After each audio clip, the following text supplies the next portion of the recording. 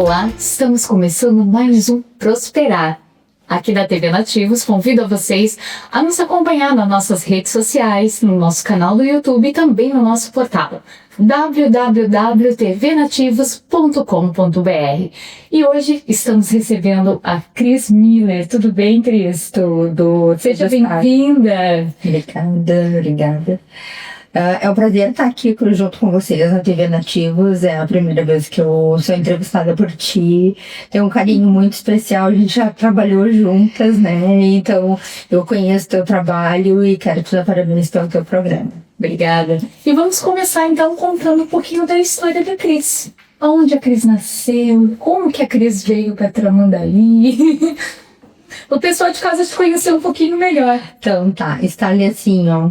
Eu só nasci em Rio Grande. Por que eu digo que eu só nasci?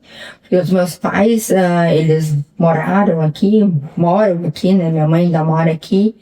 E o meu pai era pescador, então no período que ele foi pescador, teve a entre-safra que tinha, que eu não lembro, né, a espécie do peixe, mas tinha uma entre-safra que tinha muito peixe em Rio Grande. E a minha mãe estava grávida e eles ficaram 2 ou 3 meses lá pescando.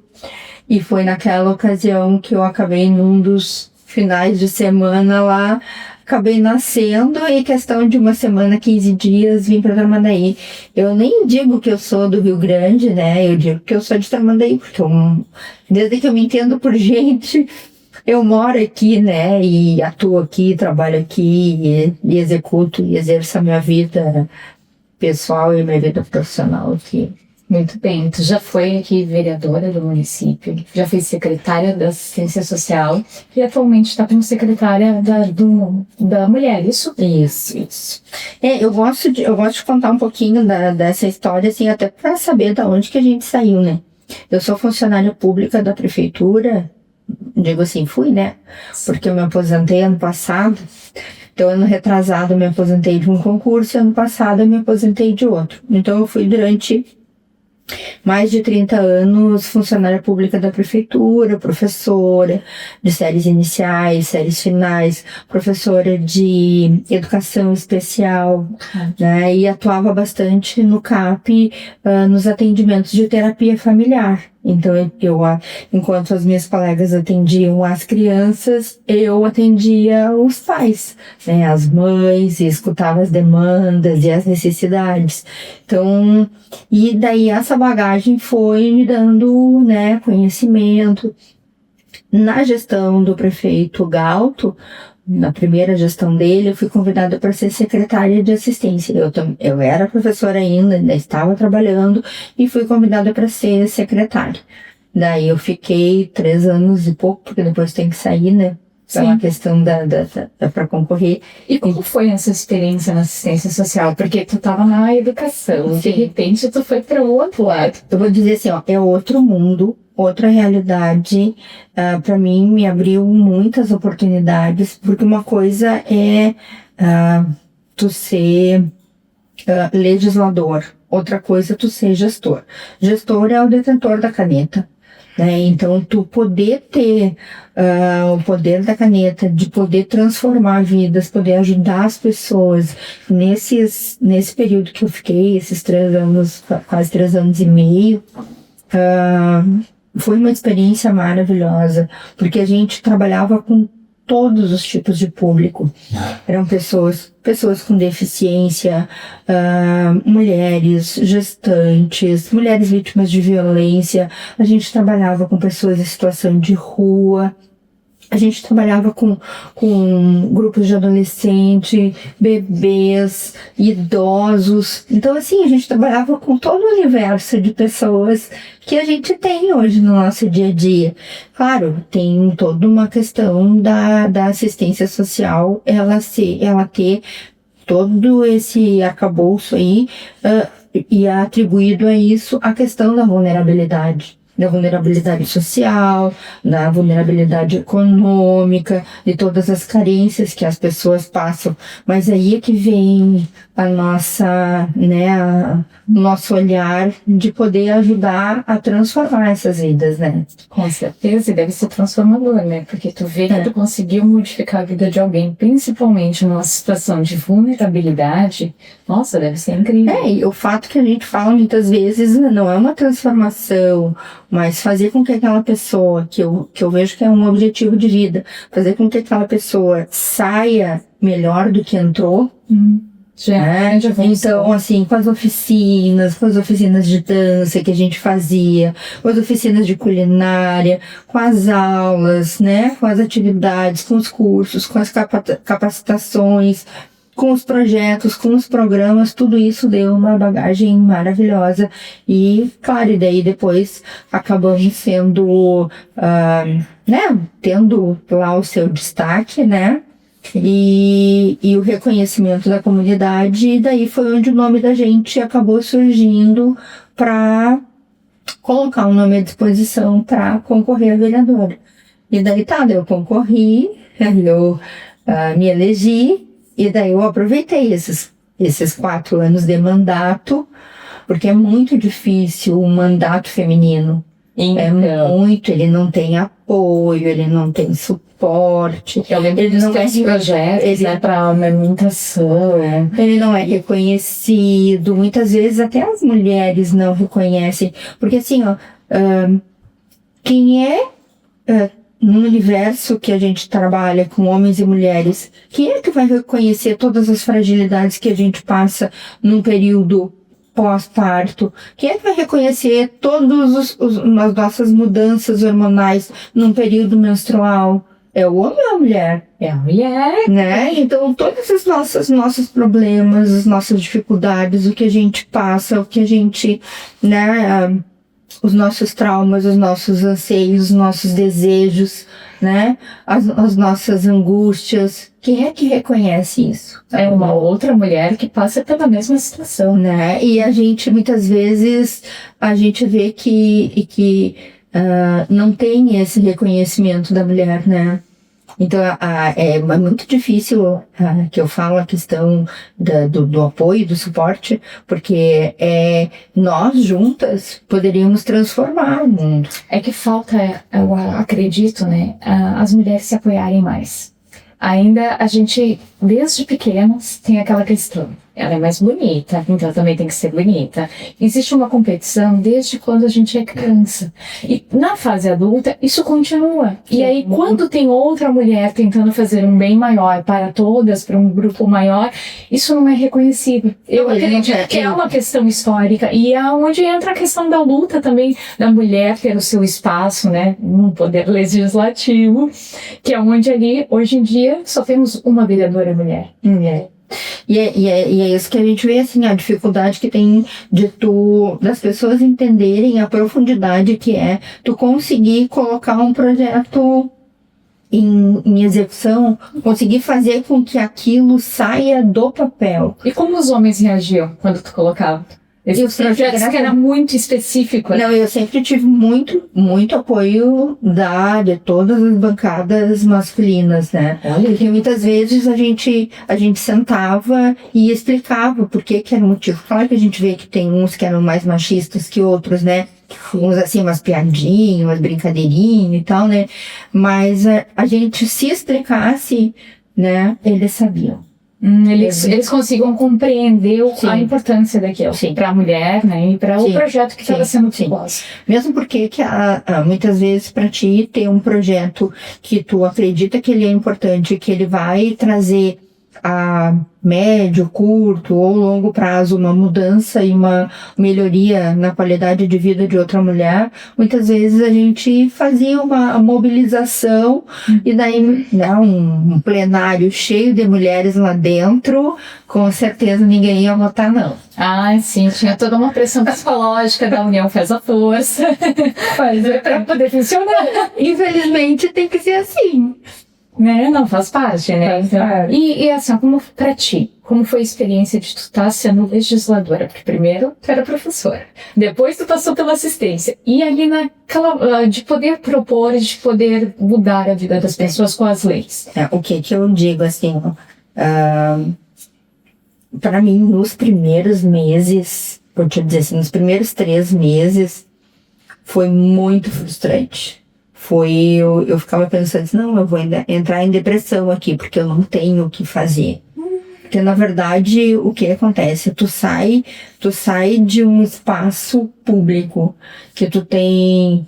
Né, e a minha experiência que eu tinha, né, naquele espaço. Então, assim, tu sai sendo secretária com 5, 6 casas que tu tem que cuidar, com mais de 100 pessoas, de colegas, colaboradores, funcionários, né, que tu tem que administrar. E todas as questões de aqui tem que ter comida, aqui tem que ter isso, aqui tem que ter o suporte, aqui tem que ter cama, tem que ter transporte, auxílio disso, auxílio daquilo.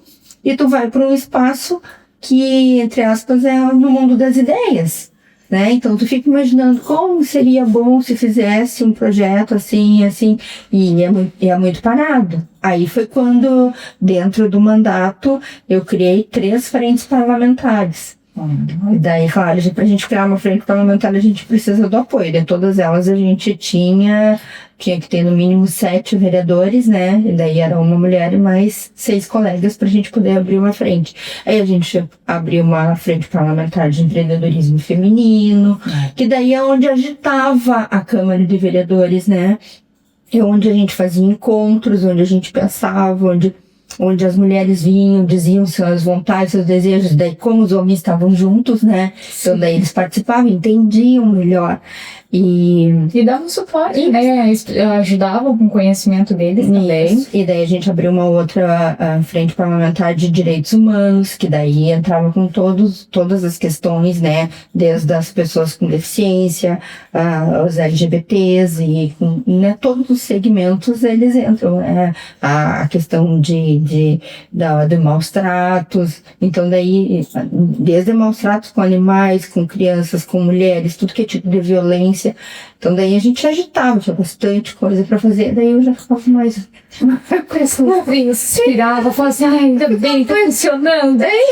Porque eu gosto de... Só pra ter uma ideia, eu tô... Agora de manhã eu tive 2 compromissos, agora de tarde 2, agora eu estou tendo essa entrevista contigo e agora de noite eu estou indo para outro. Então o meu dia é muito corrido, o meu dia é muito agitado e eu não estava acostumada com aquela coisa parada. Não, vai visitar um, vai visitar outro, sabe? Sim. Eu tive que me adaptar e claro, as frentes parlamentares me ajudaram muito, né? Aí teve toda a questão a gente fez uma frente parlamentar das vacinas já, que daí depois pegou todo o período da pandemia, e daí a gente acompanhou o período da pandemia, se as pessoas estavam sendo vacinadas, se as crianças estavam sendo vacinadas, tal, para poder ajudar as pessoas a reiniciar suas vidas e poder, né, proporcionar uma qualidade de vida melhor e vidas, né, vida, saúde, e tudo isso. E como a pandemia teve um impacto, assim, na vida de todo mundo. Porque todas as pessoas que eu converso até hoje tiveram que aprender muito com toda essa situação. Porque nós estamos acostumados a lidar um com o outro. A pandemia, ela nos isolou. Não, agora vocês têm que ficar cada um, vocês não queriam ser isolado através da internet, agora vocês estão isolados, não podem ter contato. E a gente teve que aprender muito, né? Inclusive se relacionar dentro de casa. Muitos casamentos acabaram, porque eles dentro de casa descobriam que eles não se falavam, não se relacionavam direito. Muitas famílias acabaram reconhecendo, né, problemas, dificuldades, falhas, e tiveram oportunidade de melhorar, né? Então, muita coisa, mexeu com muitas pessoas acabaram partindo, né? Verdade. Então, são várias coisas que Tivemos que aprender muito, né? Em questão da despedida, realmente em questão. Até às vezes tu convivia com o teu companheiro, mas assim, de manhã vocês saíam, iam trabalhar. Só queria da noite, não tava cansada. Sentia saudade, vamos deitar, e tava tudo bem. E aí a convivência direto o tempo todo muda muita coisa, né? Mas isso é bem bacana, né? Tu ter tido essa experiência das crianças primeiro, né? Depois na assistência social e também como vereadora. Atualmente, agora, tu tá com a Secretaria da Mulher. Sim. Como que tu vê essa nova oportunidade? Eu logo no início ali, quando eu assumi a secretaria, e a secretaria, que eu digo, a Secretaria da Mulher é um bebê. Ela recém fez 1 ano, né? Então, ela começou na metade do ano passado, e daí teve um período de 6 meses de uma secretária, e agora em janeiro a gente assumiu, então eu estou há 6 meses. Então, meio ano pra lá e meio ano pra cá, fechou 1 ano de secretaria. E eu digo, ela é um bebê, ela tá começando a se conhecer, começando a ver suas possibilidades, tudo que ela pode estar ajudando. Mas eu digo assim, que nós estamos iniciando um processo de estruturação da secretaria, que a gente possa, a médio e longo prazo, construir mais espaços que, ao meu ver, é o que, para mim, tá a maior dificuldade que eu tenho no momento é espaço, né? Espaço físico, espaço de acolhimento, equipe, tem várias coisas. E, claro, pra gente não ficar sem, né, aquela coisa que eu gosto de fazer, eu gosto de trabalhar, eu gosto de ter, eu gosto de agir, eu gosto de ver as coisas, eu gosto de produzir, eu gosto de ver as coisas acontecendo. Sim. Então a gente fechou uma parceria com a Secretaria de Assistência Social. Ali eu digo assim, eu creio os meus braços e as minhas pernas, porque toda a questão da violência doméstica, da violência contra a mulher, a gente tem uma parceria muito boa. E até porque tem um acesso, né? Sim, e eles conseguem detectar. Não, e eles têm tudo, né? Eles têm toda a estrutura para poder me dar o suporte que no momento eu ainda não tenho. Tá aí, assim, ó. Pessoal que tá em casa entender, porque tem muitas pessoas que falam, eu ouvi, né? Não precisa ter uma Secretaria da Mulher. Isso. Qual a importância da Secretaria da Mulher para um município? Sim, no nosso caso, a gente tem que parar de ver essa visão de que Secretaria da Mulher só cuida da parte da violência. A gente tem que aprender a fazer política pública tanto para as mulheres que sofrem violência, mas como para todas as outras mulheres. Só para vocês darem um exemplo, a gente iniciou agora um projeto que se chama Amar Elas. Então, as Amarelas, ela é um projeto que vai acontecer, são 8 grupos diferentes. São durante 6 meses, são 8 grupos diferentes, com segmentos diferentes, com pessoas diferentes, para tratar de temas diferentes na questão, uma terapia que possa estar ajudando as pessoas através do acolhimento, e ele é preventivo. O que a gente tem que trabalhar? A gente tem que trabalhar com a prevenção e não depois que aconteceu. Então, muitas vezes, assim, eu tenho um dado estatístico muito importante que é dos casos que a gente acompanhou desde janeiro até agora, 75% das mulheres que sofrem violência, elas dependem economicamente dos seus maridos. Olha, isso é um tema muito interessante. Ele é muito importante porque ele diz muito. Então, assim, tu tem que entender e tu tem que interpretar esses números. Porque, assim, é uma mulher que, muitas vezes, ela quer sair desse círculo de violência, ela não consegue sair. Por quê? Porque ela não tem como se sustentar. Então, tanto ela quanto e muitas vezes ela continua na casa sofrendo violência para não ver as crianças passarem trabalho. As crianças passam fome, as crianças passarem trabalho, não tem onde morar, não tem onde dormir, não tem, entendeu? Bom, então, o que é eu, enquanto secretária, a minha função? Interpretar isso e poder estar ajudando de uma forma alternativa. Então, aqui a gente está criando, nós vamos iniciar agora até o mês de dezembro, são 6 cursos que a gente fechou a parceria com o Senac. Então, um curso agora que vai sair agora no início de agosto é um curso de doces e salgados para festa. Depois tem uma oficina de técnicas de preparo de pães, bolos, cucas e massas caseiras. Depois oficina de panificação sem açúcar e sem glúten, que está na moda agora, né? Melhorar a saúde de todo mundo. Depois uma turma de culinária de hambúrguer, que tá cheio de hamburgueria aí, né? Oficina de panetone, delícias de Natal, preparando já o Natal para as pessoas poderem produzir e vender e gerar renda, que é isso que a gente quer, né? E turma de oficina de culinária de pizza. Esses são oficinas que as pessoas vão aprender e aprendem um ofício. E eu posso muito bem exercitar e exercer esse ofício dentro da minha casa, com a minha família pertinho de mim. Isso é bem importante. Para as mães é extremamente importante isso, né? Nós vamos fazer uma pausa para os nossos comerciais. Em seguida a gente volta com o programa Prosperar e falando sobre os projetos.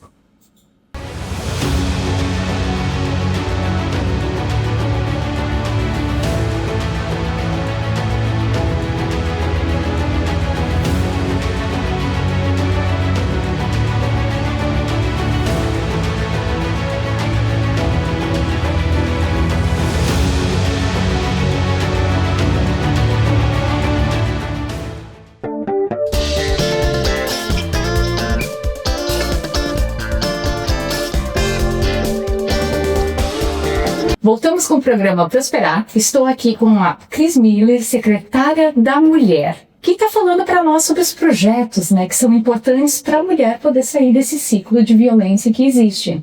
E elas poderem ter uma forma de sustentar, cuidar dos filhos, né, e ter uma opção de não ficar nessa situação.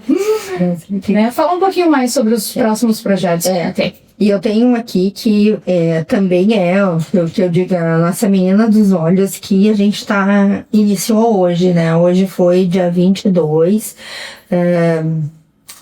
e a gente iniciou um projeto que vai durar até dezembro.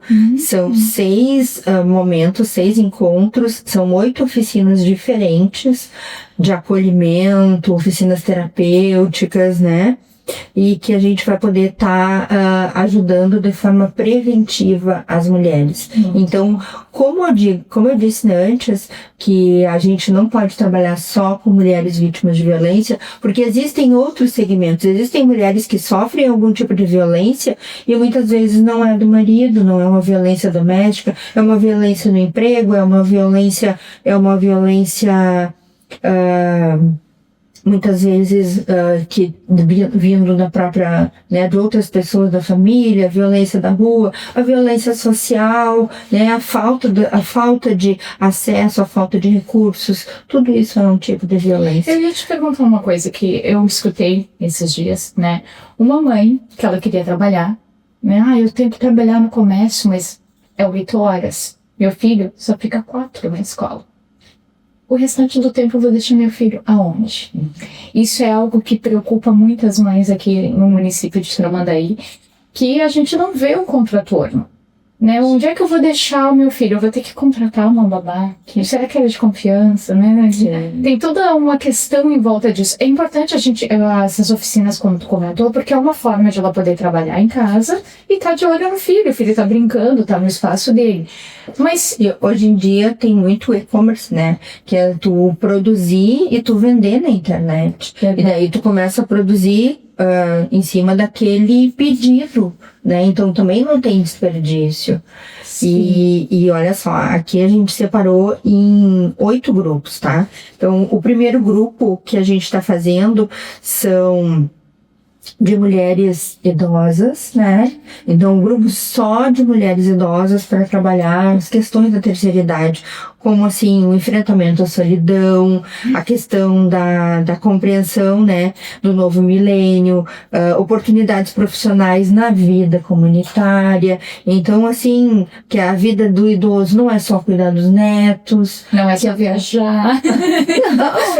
Então tem que fazer um pouco de cada coisa, mas assim, a pessoa já viveu a vida dela, né, já cuidou da família dela. Então, digamos assim, que ela curta um pouco mais e tenha a possibilidade de poder exercer, poder colocar em prática desejos e sonhos que ela teve uma vida inteira e nunca conseguiu colocar. E uma fala também que eu vejo bastante da comunidade, fala assim, depois que eu fiquei idosa, as pessoas acham que eu não sirvo mais pra nada. A questão de ser útil e de ser pertencente a um grupo e estar fazendo atividades e que ainda tem uma certa importância, né? Porque a gente deveria aproveitar, né, com o idoso e assim, todo o conhecimento que ele tem para transferir para os mais jovens, até para evitar erros, conseguir se profissionalizar mais. Tem gente que prefere abandonar. Não, e tem gente que prefere errar do que escutar um conselho, né? É verdade. E aqui a gente tem um outro grupo também que a gente trabalhou hoje, né? Que são das mães atípicas. Isso a gente já teve uma atividade no início, se eu não me engano foi no final de março, era uma data comemorativa sobre a questão do autismo. E a gente fez uma reunião de mães. Na ocasião tinha acho que umas 60 e poucas mães que a gente conseguiu reunir e todas elas pediram que a gente tivesse um acompanhamento psicológico. E daí é onde a gente entrou agora com os atendimentos até o final do ano. Então, o que a gente fala, assim, para a questão das mães atípicas, né? O adoecimento emocional, a questão da superação de temores, né, e frustrações, a construção de uma rede de apoio, o quanto é importante, né, a questão do obstáculo e da realização profissional, porque uma mãe, muitas vezes, ela acaba se anulando de tudo só para cuidar daquela criança, porque aquela criança precisa de atenção. Então, tem vários, assim, grupos, né, isso é uma turma. A outra turma é do dia 29, que a gente vai estar só de mulheres artesãs, né? Então, quem gosta de produzir alguma coisa de artesanato pode frequentar essa turma. Nós vamos trabalhar sobre a identidade da mulher de Tramandaí, sobre estratégias de comercialização nos espaços femininos, o aprendizado de uma mulher voltada para este tempo, né? A profissionalização da mulher artesã, o papel da família para uma mulher artesã, né? O artesanato e a realização profissional são temas que a gente vai estar trabalhando. Nesse mesmo dia, no dia 29, a gente vai pegar um outro grupo, que são os grupos das mulheres empreendedoras. Então, daí, o que a gente vai falar? O papel da família nos negócios, né? O controle financeiro separado do controle familiar, né? O adoecimento emocional, né, através da culpa, da ansiedade, a realização profissional, né, em comparação com a realização pessoal, a participação de uma empreendedora na comunidade. Mais ou menos assim, eu tô te dando um spoiler de tudo que a gente vai trabalhar de primeira mão, projeto, né, pessoal de Tramandaí aqui. Isso. Depois tem os grupos do dia 5, que vão começar no dia 5. Daí são famílias de dependentes químicos. Bem importante. Muito, muito, muito, porque é um suporte que precisa. Então, assim, um dependente químico, ele tem uma mãe, ele tem uma esposa, ele tem uma filha, né? E toda essa família sofre. Sim, porque não sabe como lidar com aquela situação. Então daí, a gente vai trabalhar temas como tratamento e recaída, estratégias de enfrentamento à codependência, metodologias de reinserção social, né, as comorbidades, a questão da própria dependência química, fatores do adoecimento da família, porque quando um tá doente, a família toda fica doente, né? E a questão da culpa, do julgamento. Então, são temas mais ou menos nessa linha. Depois, no dia 5, às 15 horas, daí a gente tem o grupo que é das famílias dos apenados. Que são, muitas vezes, são grupos que são invisibilizados pela sociedade. Ninguém se interessa, ninguém quer saber. Por causa do preconceito, né? Muito grande. Aí eu errei, né? E aí a família toda paga por isso. Sim. E daí as mães, né, que tem um sofrimento bem grande quando o filho tá recluso. Então tem as mães, tem as esposas, tem as crianças, né, tem as filhas. Então o que a gente vai trabalhar?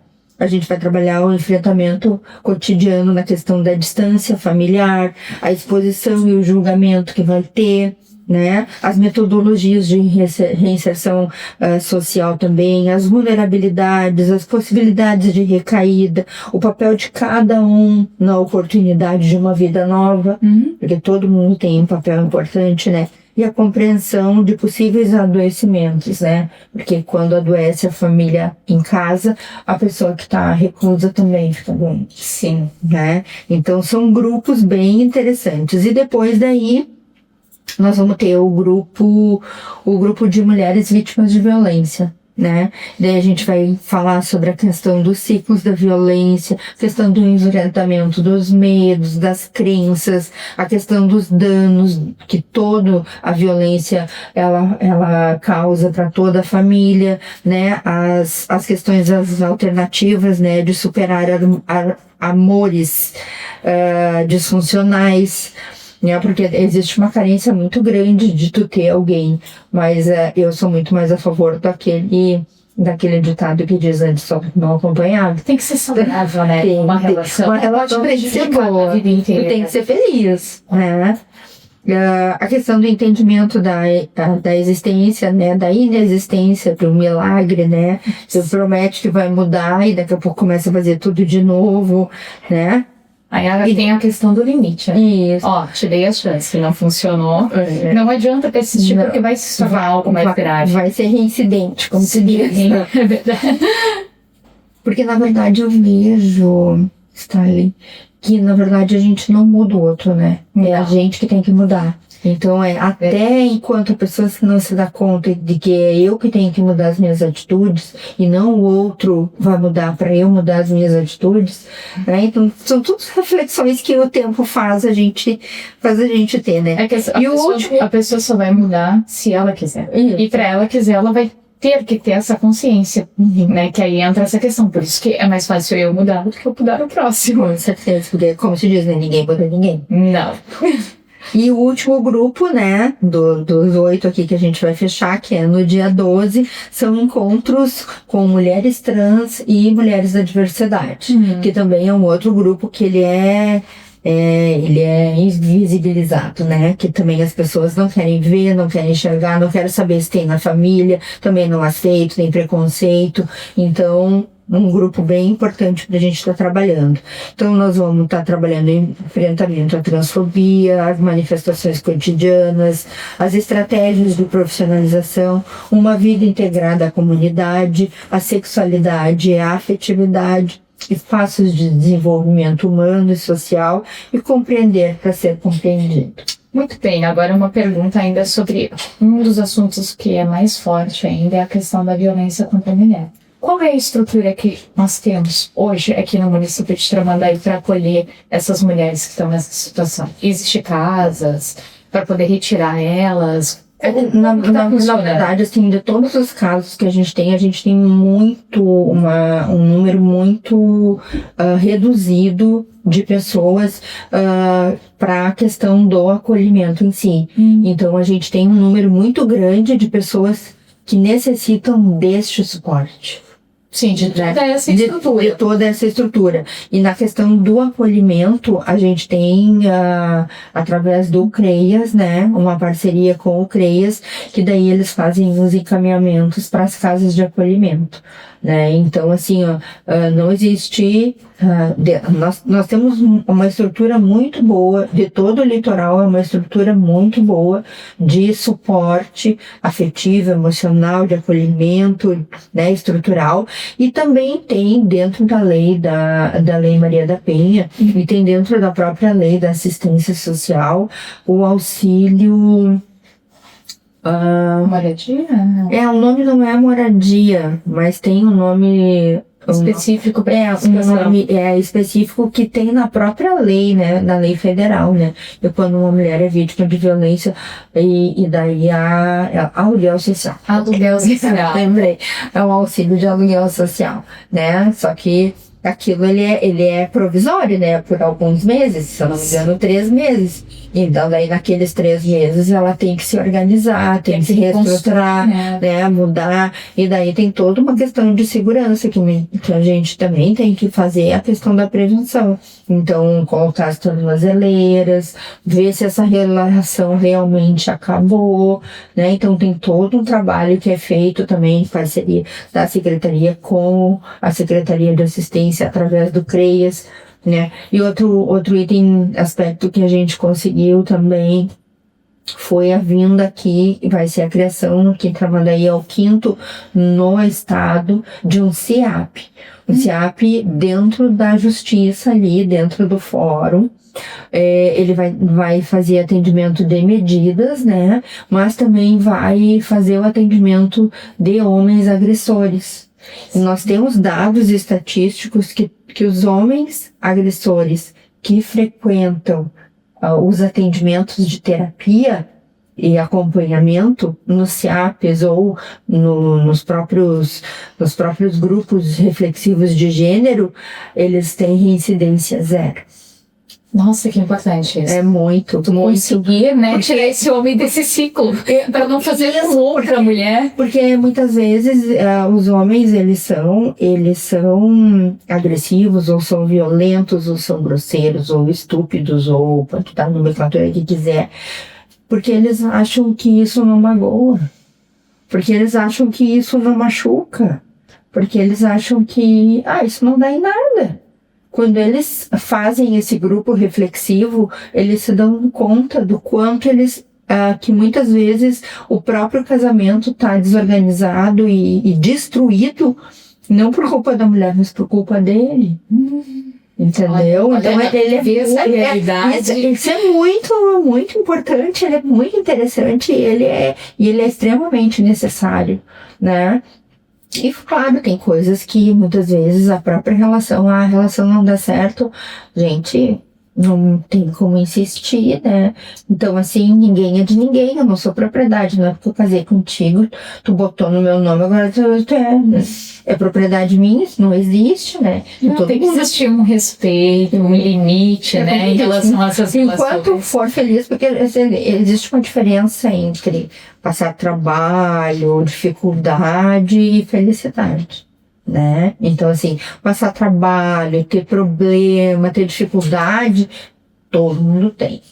Né? É do ser humano, é da vida. Isso, mas aí o que acontece? Eu sempre digo que as relações são igual uma violeta. Se tu coloca pouca água, ela seca. Se tu coloca água demais, tu afoga ela e ela morre.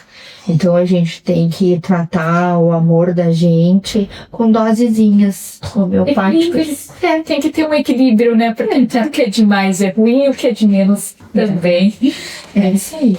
Quero te agradecer, Cris, por ter vindo aqui contar um pouquinho da tua história, dos projetos que tem para essa população maravilhosa de Tramandaí, né? Obrigada. Foi um prazer muito grande e espero que o teu programa continue assim com esse sucesso maravilhoso e estamos à disposição sempre que tu quiser. Muito bem. Então, pessoal, até o próximo Prosperar.